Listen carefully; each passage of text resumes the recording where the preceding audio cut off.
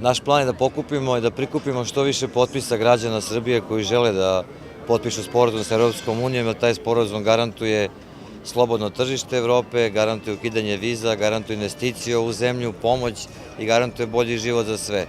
Želimo da pokažemo da takvi su građani većina nas koji danas živimo u Srbiji i da je to nešto što je sigurno dobro.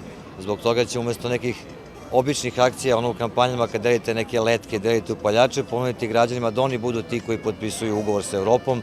Prvi ga je potpisao predsednik Srbije Boris Tadić i mislim da će svih onih 2.300.000 ljudi koji je glasalo za njega biti i za ovu akciju i zaista za priču Evropske unije. Što se tiče ove sutrašnje akcije, to je početak beogradske kampanje zvanično i prisustvovaćemo i predsednik Srbije i lideri naši koalicioni partneri. Tu ćemo reći šta mi zaista očekujemo da u Beogradu radimo u narednom periodu.